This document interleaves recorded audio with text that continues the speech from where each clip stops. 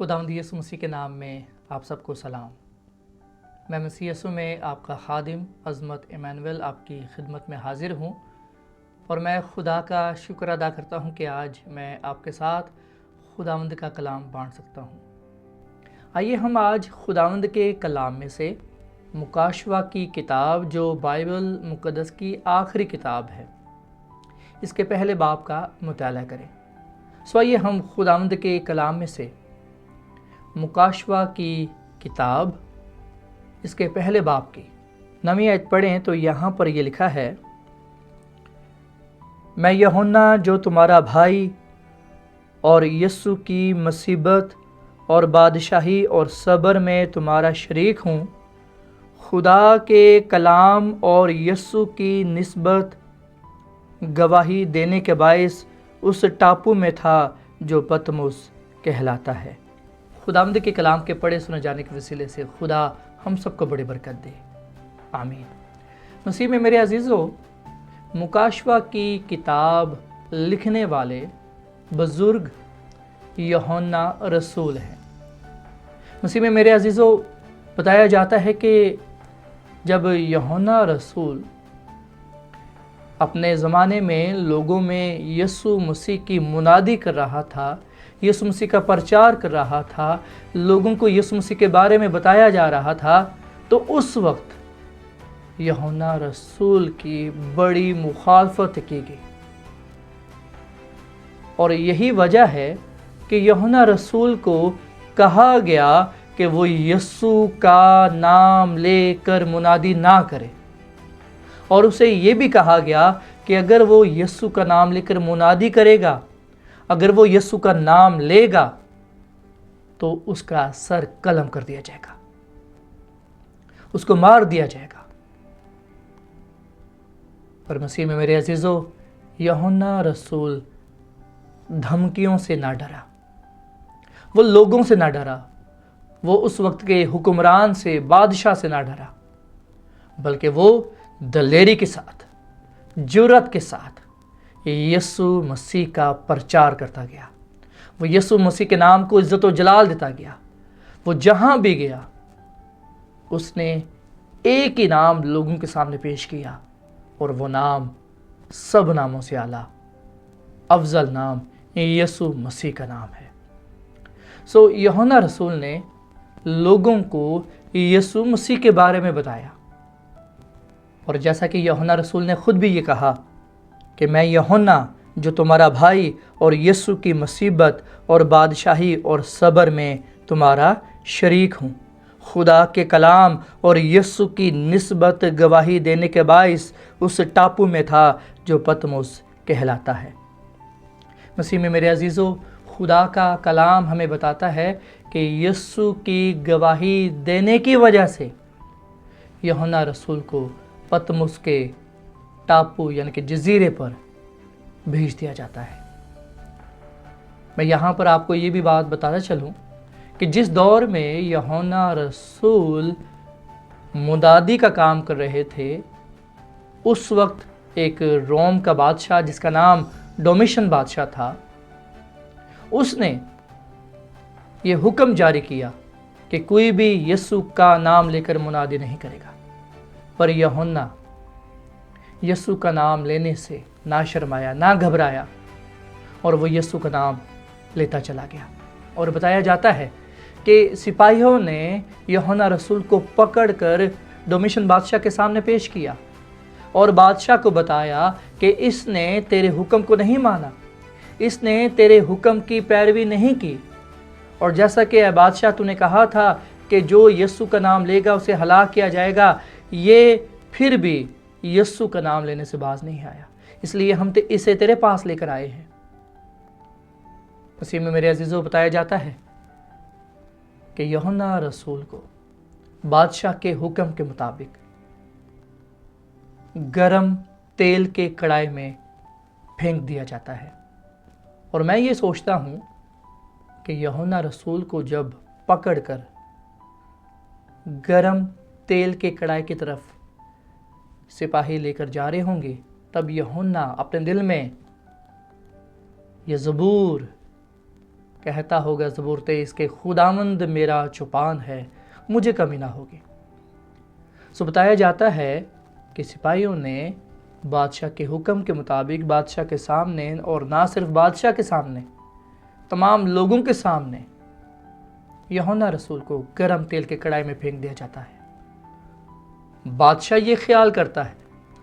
لوگ بھی یہ خیال کر رہے تھے کہ آج یوحنا رسول کا آخری دن ہے، اور یہ خیال کر رہے تھے لوگ کہ ابھی کچھ ہی دیر میں ہم اس کی لاش کو دیکھیں گے، اس کی ہڈیوں کو دیکھیں گے۔ پر مسیح میں میرے عزیزو، خدا کا کلام ہمیں بتاتا ہے کہ خدا اپنے لوگوں کو بچانے کی قدرت رکھتا ہے۔ سو بتایا جاتا ہے کہ کچھ ہی لمحے بعد یوحنا کو رسوں کے ساتھ واپس کھینچا جاتا ہے، اور جب اسے گرم تیل کے کڑائی سے نکالا جاتا ہے تو لوگ حیران ہو جاتے ہیں کہ جس طرح خدا نے صدرک مسک ابن نجو کو بچایا، خدا نے یوحنا رسول کو بھی بچایا۔ اس کے سر کا ایک بال بھی نہ جلا، اسے ذرا بھی زر نہ پہنچا، کسی طرح کا نقصان نہ پہنچا۔ بادشاہ، وہاں پر رہنے والے لوگ، سپاہی حیران ہو گئے کہ یہ کیسا ماجرا ہے، اور انہوں نے اس بات کو جانا کہ واقعی جس کا یہ نام لیتا ہے وہ بچانے کی قدرت رکھتا ہے۔ سو مسیح میں میرے عزیزو، ہم آگے یہ پڑھتے ہیں کہ جب انہوں نے یہ دیکھا کہ ہم یوحنا کو مار نہیں سکتے کیونکہ الہی قوت طاقت اس کے ساتھ ہے، تو پھر بادشاہ نے یہ حکم صادر کیا کہ اسے قید تنہائی کے لیے پتمس کے جزیرے پر پہنچا دیا جائے۔ سو بادشاہ کے حکم کے مطابق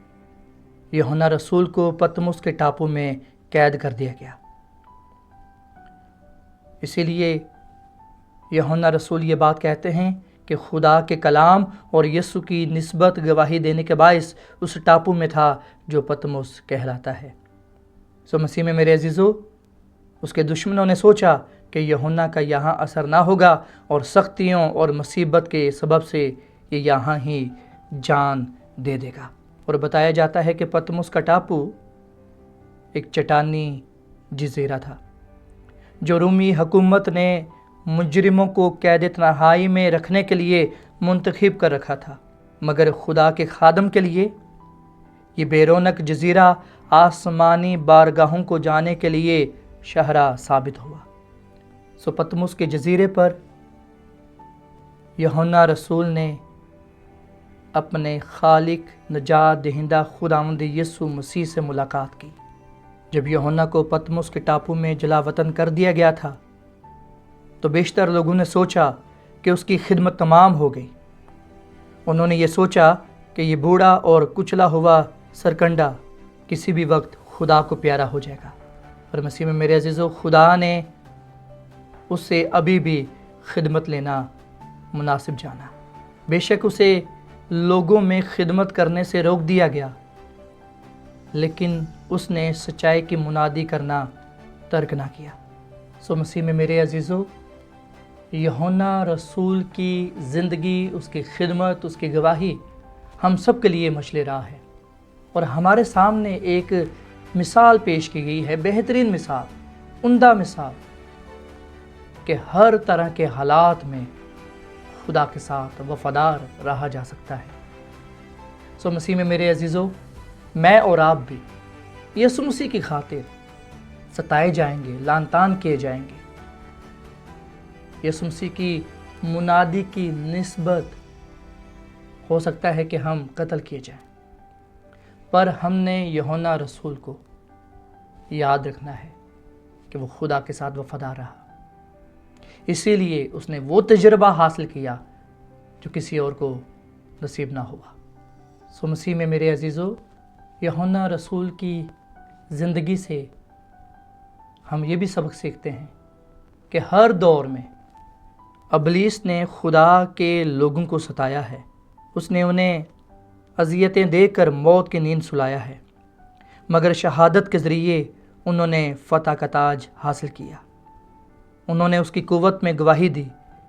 جو ابلیس سے زور آور ہے۔ بدکار لوگ بے شک بدن کو دکھ دے کر جان لے سکتے ہیں، مگر وہ اس زندگی کو ہاتھ نہیں لگا سکتے جو یسوع مسیح میں چھپی ہوئی ہے۔ ابلیس مسیحی بہن بھائیوں کو قید خانہ میں بند تو کر سکتا ہے، مگر وہ ان کو اپنی قید میں نہیں رکھ سکتا۔ مسیح میں میرے عزیزو، آج ہم نے مکاشفہ کی کتاب کے پہلے باب کی 9ویں آیت کا مطالعہ کیا اور اس بات کو جانا کہ کس طرح یوحنا رسول پتمس کے ٹاپو پر یعنی کہ جزیرے پر پہنچائے گئے اور پھر کس طرح وہاں پر اس کی ملاقات یسوع مسیح کے ساتھ ہوئی۔ ہم اپنے اگلے پروگرام میں اس بات کو جانیں گے کہ وہ کون سا دن تھا جس دن یسوع مسیح یوحنا رسول سے پتمس کے ٹاپو یعنی کہ جزیرے پر ظاہر ہوئے، اس سے ملاقات کی۔ آیا وہ ہفتے کا دن تھا یا اتوار کا دن تھا؟ میری یہ دعا ہے کہ خداوند آج کے کلام کے وسیلے سے ہم سب کو بڑی برکت دے اور ہم سب کو یہ توفیق دے کہ ہم یوحنا رسول کی طرح مسیح یسوع کے ساتھ وفادار رہیں، تاکہ ہماری زندگیوں سے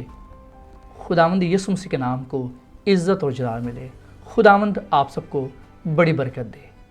آمین۔